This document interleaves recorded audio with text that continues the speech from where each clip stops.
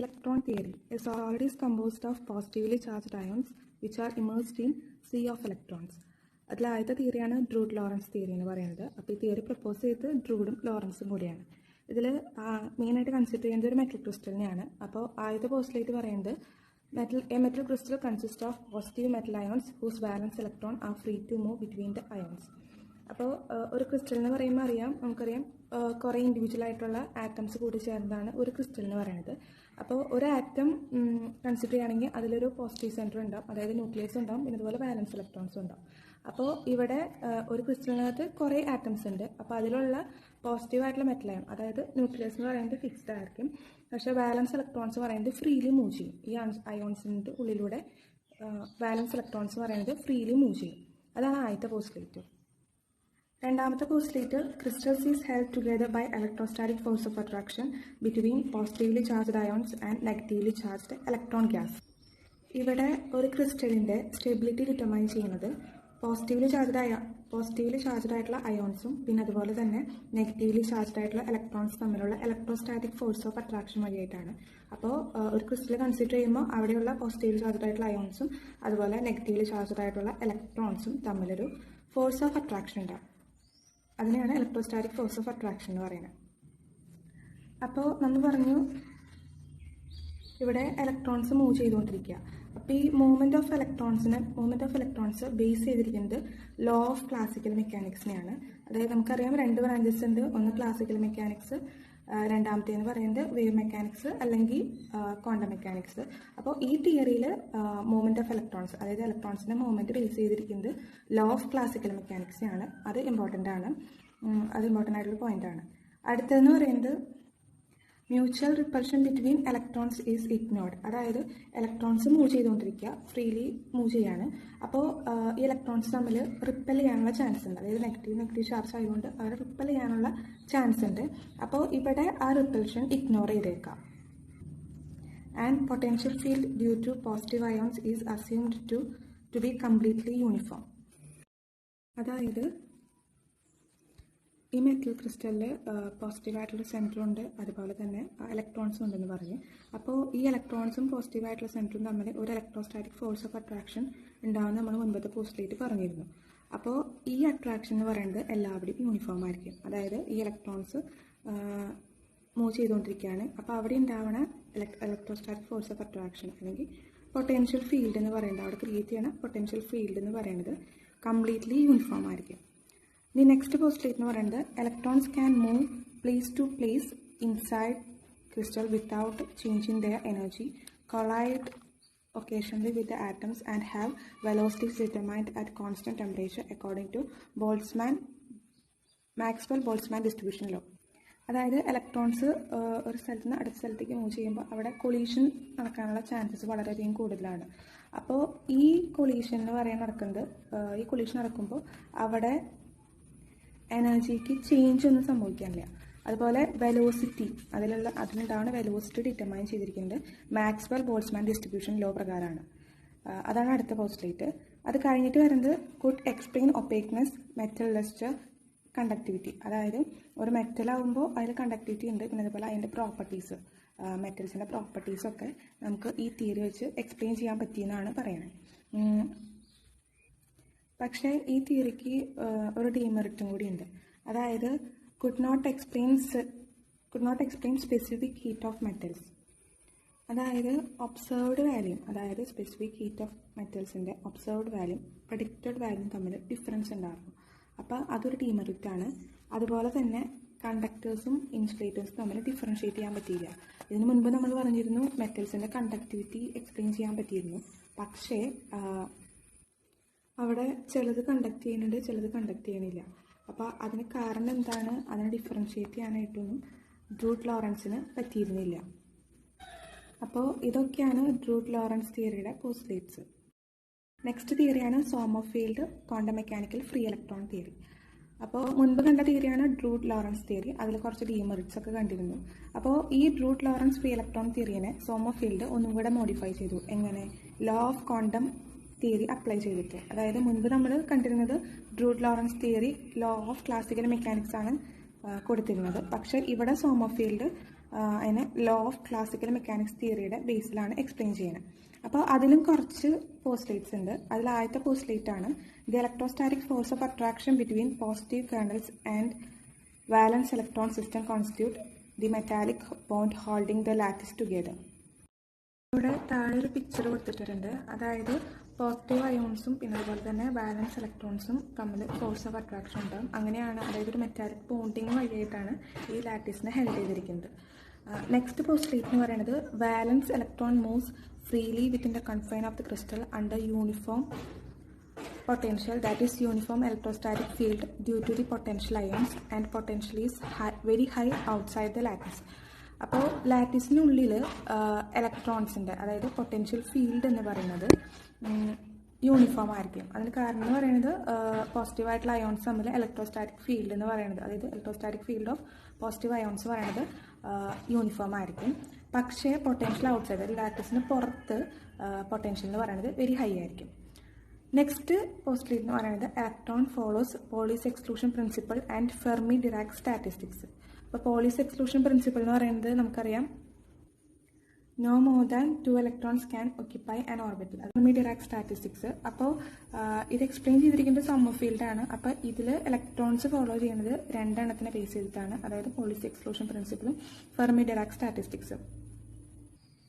അപ്പോൾ ആ സ്റ്റേറ്റിലിരിക്കുന്ന എനർജിയുടെ പ്രോബബിലിറ്റി എന്ന് പറയുന്നത് എഫ് ഇ എന്ന് പറഞ്ഞിട്ട് ഡിനോട്ട് ചെയ്യുന്നത്. F is equal to 1/e⁻ അതിൽ ഇ എഫ് എന്ന് പറയുന്നത് ഫെർമി എനർജിയാണ്. അപ്പോൾ ഈ തിയറി ബേസ് ചെയ്തിരിക്കുന്നത് ക്വാണ്ടം മെക്കാനിക്സിനെയാണ്, അല്ലെങ്കിൽ വേവ് മെക്കാനിക്സ്. അപ്പോൾ ഈ ഇലക്ട്രോൺസ് മൂവ് ചെയ്തുകൊണ്ടിരിക്കുകയാണെന്ന് പറഞ്ഞു. അപ്പോൾ ഈ ഇലക്ട്രോൺസിന് വേവ് ലൈക്ക് ക്യാരക്ടർ ഉണ്ടാവും, അതായത് പ്രൊപ്പഗേറ്റ് ചെയ്തിരിക്കുന്നത് സെയിം ഡയറക്ഷനിലായിരിക്കും. അപ്പോൾ അതിന് വേവ് ലെങ്ത് എന്ന് പറഞ്ഞിട്ട് നമ്മൾ എഴുതേണ്ടത് lambda is equal to h/mv.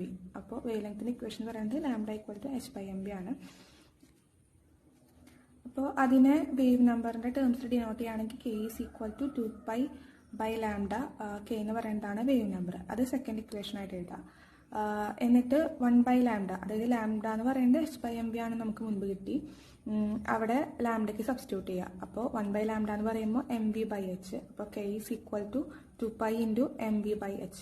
അപ്പോൾ അതിനെ തേർഡ് ഇക്വേഷൻ പറഞ്ഞ് ഡിനോട്ട് ചെയ്തു. അപ്പോൾ ഇലക്ട്രോൺസ് മൂവ് ചെയ്യുകയാണെന്ന് പറഞ്ഞു. ഈ മൂവ് ചെയ്യുന്ന ഇലക്ട്രോൺസിന് കൈനറ്റിക് എനർജി ഉണ്ടാവും. അപ്പോൾ കൈനറ്റിക് എനർജിയുടെ ഇക്വേഷൻ പറയുന്നത് എന്താ? 12mv². എന്നിട്ട് തേർഡ് ഇക്വേഷനിൽ നിന്ന് നമുക്ക് വെലോസിറ്റിയുടെ ഇക്വേഷൻ കണ്ടുപിടിക്കണം. അപ്പോൾ kh is equal to 2πmv. അപ്പോൾ അതിൽ നിന്ന് v എഴുതുമ്പോൾ v is equal to kh/2m എന്ന് എഴുതും. എന്നിട്ട് ആ ഇക്വേഷനെ സ്ക്വയർ ചെയ്യുക. അപ്പോൾ v² is equal to k²h²/4π²m² എന്ന് കിട്ടി.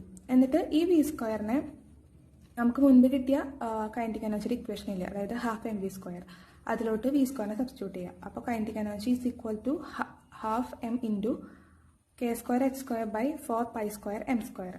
എന്നിട്ട് എമ്മും എമ്മും ക്യാൻസൽ ചെയ്യുക. അപ്പോൾ നമുക്ക് എനർജിയുടെ ഇക്വേഷൻ എന്ന് പറഞ്ഞിട്ട് h² k²/8π²m എന്ന് എഴുതാം. അപ്പോൾ ആ ഇക്വേഷനെ എ എന്ന് പറഞ്ഞ് ഡിനോട്ട് ചെയ്യാം. ഇവിടെ കെയും ഇയും തമ്മിലൊരു റിലേഷൻഷിപ്പ് ഉണ്ട്. അപ്പോൾ ആ കെയും ഇനും കെനും പ്ലോട്ട് ചെയ്യുമ്പോൾ നമുക്കൊരു പാരബോള ഷേപ്പ് ആയിരിക്കും കിട്ടുക. അതായത് കെ എന്ന് പറയുന്നത് ഒരു വെക്റ്ററാണ്. വെക്റ്റർ എന്ന് പറയുമ്പോൾ എന്താ, ബോത്ത് മാഗ്നിറ്റ്യൂഡ് ഉണ്ടാവും, അതുപോലെ തന്നെ ഡയറക്ഷൻ ഉണ്ടാവും.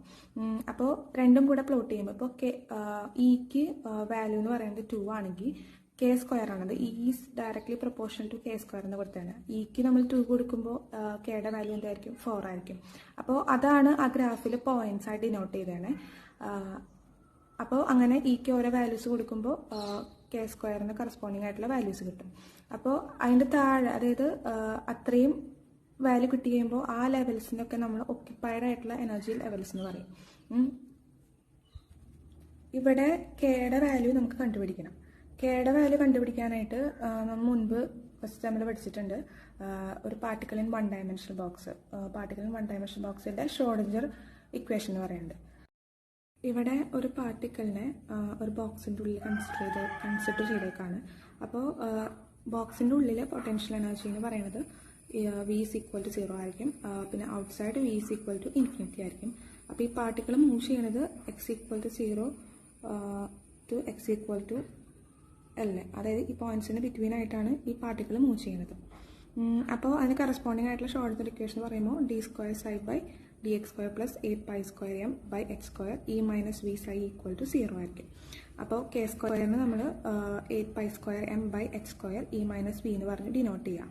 അപ്പോൾ ഇവിടെ ഉള്ളിൽ, അതായത് പാർട്ടിക്കിൾ ബോക്സിൻ്റെ ഉള്ളിലാണ്, അതുകൊണ്ട് v is equal to 0. Potential energy എന്ന് പറയുന്നത് 0 ആയിരിക്കും. അപ്പോൾ v 0 കൊടുത്ത് കഴിയുമ്പോൾ നമ്മുടെ k² ഇക്വേഷൻ പറയുന്നത് 8π² m e/x² എന്ന് വരും.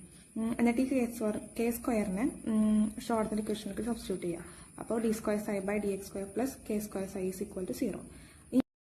ഈ ഇക്വേഷൻ്റെ സൊല്യൂഷൻ എന്ന് പറയുന്നത് psi is equal to a sin kx plus b cos kx ആണ്. ആദ്യത്തെ ബൗണ്ടറി കണ്ടീഷനായിട്ട് കൊടുക്കുന്നത് psi is equal to 0, x equal to 0.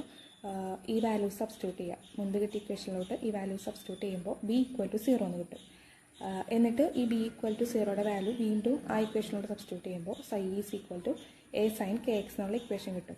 ആ ഇക്വേഷനെ 4 എന്ന് പറഞ്ഞ്, അതായത് ഇക്വേഷൻ 4 എന്ന് പറഞ്ഞ് ഡിനോട്ട് ചെയ്യുക. രണ്ടാമത്തെ ബൗണ്ടറി കണ്ടീഷൻ എന്ന് പറയുന്നത് psi is equal to 0, x equal to L ആണ്. മുൻപ് ചെയ്ത പോലെ തന്നെ വീണ്ടും ചെയ്യുക. അപ്പോൾ സൈൻ kl ഈക്വൽ ടു 0 എന്ന് കിട്ടും. kl-ൻ്റെ വാല്യൂസ് എന്ന് പറയുന്നത് 0, π, 2π എക്സെട്ര nπ ആണ്. അതിൽ kl ഈക്വൽ ടു nπ എന്ന് പറഞ്ഞ് ഡിനോട്ട് ചെയ്യുക. അപ്പോൾ k ഈക്വൽ ടു nπ/L എന്നുള്ള ഇക്വേഷൻ കിട്ടി. ആ ഇക്വേഷനെ ഇക്വേഷൻ 5 എന്ന് പറഞ്ഞിട്ട് കൊടുക്കുക. എന്നിട്ട് ഇക്വേഷൻ 5നെ ഇക്വേഷൻ 4ൽ സബ്സ്റ്റിറ്റ്യൂട്ട് ചെയ്യുക. അപ്പോൾ ഇക്വേഷൻ വരുമ്പോൾ എങ്ങനെ വരും? psi is equal to a sin nπx/L എന്ന് കിട്ടും. അതിൽ L എന്ന് പറയുന്നത് ലെങ്ത് ആണ്, n-ൻ്റെ വാല്യൂസ് എന്ന് പറയുന്നത് 1, 2, 3 എക്സെട്ര. നമുക്ക് നമുക്കപ്പോൾ കെയുടെ വാല്യൂ കിട്ടി. ഇനി ഈ കെയുടെ വാല്യൂ മുൻപ് കിട്ടിയ എനർജിയുടെ എക്സ്പ്രഷനില്ലേ, അതായത് equal to h² k² /8π² m, അതിലോട്ട് സബ്സ്റ്റിറ്റ്യൂട്ട് ചെയ്യുക. അപ്പോൾ k² വരുമ്പോൾ എങ്ങനെ വരും? k² is equal to n² π² L² എന്ന് വരും. ആ ഇക്വേഷനെ എനർജിയുടെ ഇക്വേഷനോട് സബ്സ്റ്റിറ്റ്യൂട്ട് ചെയ്യുമ്പോൾ n² x² 8 ml² വരും. ഇതാണ് ഒരു ഇലക്ട്രോണിൻ്റെ 1 ഡയമെൻഷണൽ ബോക്സിലിരിക്കുന്ന ഒരു ഇലക്ട്രോണിൻ്റെ എനർജി എന്ന് പറയുന്നത്. ഇനി 3 ഡയമെൻഷണൽ മോഷനിൽ, അതായത് ഒരു ഇലക്ട്രോൺ 3D മോഷനിൽ മൂവ് ചെയ്യുമ്പോൾ അവിടെ ഉണ്ടാവുന്ന എനർജി കണ്ടുപിടിക്കണം. അപ്പോൾ എനർജി ഇൻ 3 ഡയറക്ഷൻ എന്ന് പറയുമ്പോൾ അവിടെ X axis, Y axis, Z axis 3 ആക്സിസും കൺസിഡർ ചെയ്യും. ഇവിടെ ഒരു ക്യൂബിക്കലായിട്ടുള്ള ഒരു മെറ്റലിനെ കൺസിഡർ ചെയ്തേക്കാണ്. അതിൻ്റെ ഷേപ്പ് സൈഡ് എന്ന് പറയുന്നത് എല്ലായിട്ട് ഡിനോട്ട് ചെയ്തേക്കാണ്. അപ്പോൾ 3D-യിലിരിക്കുന്ന ഒരു ഇലക്ട്രോണിൻ്റെ എനർജി എന്ന് പറയുന്നത് E is equal to h² 8 ml² nx² plus ny² plus nz² എന്ന് വരും. ഇവിടെ nx, ny, nz എന്ന് പറയുന്നത് ക്വാണ്ടം നമ്പേഴ്സാണ്. അതായത് 3 ഇലക്ട്രോൺസ് 3 ഡയറക്ഷനിൽ മൂവ് ചെയ്യുമ്പോൾ 3 ആക്സിസും കൺസിഡർ ചെയ്യണം. അങ്ങനെ nx² plus ny² plus nz² വന്നു. അങ്ങനെ ഒരു 3D മോഷനിൽ, അതായത് ഇവിടെ ഇലക്ട്രോൺസ് മൂവ് ചെയ്യുന്നത് 3 ഡയറക്ഷനിലാണ്. അപ്പോൾ അതിന് കറസ്പോണ്ടിങ് ആയിട്ടുള്ള എനർജി നമുക്ക് കിട്ടി. ഇനി നെക്സ്റ്റ് ആണ് Fermi level. The highest energy level that can be occupied at 0 Kelvin is called Fermi level. 0 Kelvin occupied ആയിട്ടുള്ള ഹയസ്റ്റ് എനർജി ലെവലിനെയാണ് ഫെർമി ലെവൽസ് എന്ന് പറയുന്നത്. അപ്പോൾ അത് രണ്ടായിട്ട് ഡിവൈഡ് ചെയ്തിട്ടുണ്ട്. ഒന്ന് ഓക്യുപ്പൈഡ് സ്റ്റേറ്റ്സ്, പിന്നെ ഇതുപോലെ അൺഓക്യുപ്പൈഡ് സ്റ്റേറ്റ്സ് ആയിട്ട്. ഇനി അടുത്തത് പറയുന്നത് അറ്റ് 0 Kelvin ഒരു മെറ്റൽ എക്സ്റ്റേണൽ ഫീൽഡിൻ്റെ ഇൻഫ്ലുവൻസ് ഇല്ലാതെയാണ് ഇരിക്കണമെങ്കിൽ അവിടെ 2 കേസസ് ഉണ്ടാവും. അതിൽ ആദ്യത്തെ കേസ് എന്ന് പറയുന്നതാണ് energy levels all the levels above the Fermi levels are empty. അതായത് ഫെർമി ലെവൽസ് എന്ന് പറയുന്നത് ഹയസ്റ്റ് ലെവലാണെന്ന് പറഞ്ഞു. അതായത് അതിന് മുകളിലുള്ള ലെവൽസ് എന്ന് പറയുന്നത് എംപ്റ്റി ആയിരിക്കും. ഇനി താഴെ, അതായത് ഫെർമി ലെവലിന് താഴെയുള്ള ലെവൽസ് എന്ന് പറയുന്നത് കംപ്ലീറ്റ്ലി ഫിൽഡ് ആയിരിക്കും. ഒരു മെറ്റൽ എക്സ്റ്റേണൽ ഫീൽഡ് ഇല്ലാതെ ഇരിക്കുകയാണെങ്കിൽ അവിടെ ഉണ്ടാവുന്ന കേസസ് എന്ന് പറയുന്നത് ആദ്യത്തെ കേസാണ് ഫെർമി ലെവലിൽ എബവ് ഫെർമി ലെവൽ എന്ന് പറയുന്നത് കംപ്ലീറ്റ്ലി എംപ്റ്റി ആയിരിക്കും. ബിലോ ദ ഫെർമി ലെവൽസ് പറയുന്നത് കംപ്ലീറ്റ്ലി ഫിൽഡ് ആയിരിക്കും. ഇനി EF equal to Fermi energy. ഈ കേസ് നമ്മൾ മുൻപ് ഫെർമി ഡിറാക് സ്റ്റാറ്റിസ്റ്റിക്സിൽ മുൻപ് കണ്ടായിരുന്നു. EF എന്ന് പറയുന്നത് അതായത് F of E equal to 1/e⁻e minus EF /kT + 1 എന്ന് പറഞ്ഞൊരു ഇക്വേഷൻ കണ്ടിരുന്നു. അതിൽ EF എന്ന് പറയുന്നതാണ് ഫെർമി എനർജി എന്ന് പറയുന്നത്. ഫെർമി എനർജി എന്ന് പറയുന്നത് EF is the highest possible energy for the valence electrons of a metal at absolute zero. At 0 Kelvin ഒരു മെറ്റലിൽ വാലൻസ് ഇലക്ട്രോൺസ് ഉണ്ടാവും. ആ വാലൻസ് ഇലക്ട്രോൺസ് അതായത് ഹയസ്റ്റ് പോസിബിൾ ആയിട്ടുള്ള എനർജിയിലിരിക്കും. ആ ഹയസ്റ്റ് പോസിബിൾ എനർജിയിലാണ് നമ്മൾ EF എന്ന് പറയുന്നത്. അപ്പോൾ ഇവിടെ സോമർഫീൽഡിൽ ഒരു ഇലക്ട്രോൺ 3 ഡയമെൻഷനിൽ ഇരിക്കുകയാണെങ്കിൽ അതിന് കറസ്പോണ്ടിങ് ആയിട്ടുള്ള എനർജീസ് നമ്മൾ കണ്ടുപിടിച്ചു. അപ്പോൾ 2 തിയറിയാണ് ഇവിടെ മെയിനായിട്ട് ഡിസ്കസ് ചെയ്തിരുന്നത്. ആദ്യത്തെ തിയറി എന്ന് പറയുന്നതാണ് ഡ്രൂഡ് ലോറൻസ് തിയറി. രണ്ടാമത്തെ തിയറിയാണ് സോമർഫീൽഡ് ക്വാണ്ടം മെക്കാനിക്കൽ തിയറി. അപ്പോൾ 2 കേസ് നമ്മൾ കണ്ടു. ഈ 2 തിയറീസാണ് ഫ്രീ ഇലക്ട്രോൺ തിയറിയിൽ വരുന്നത്. Thank you.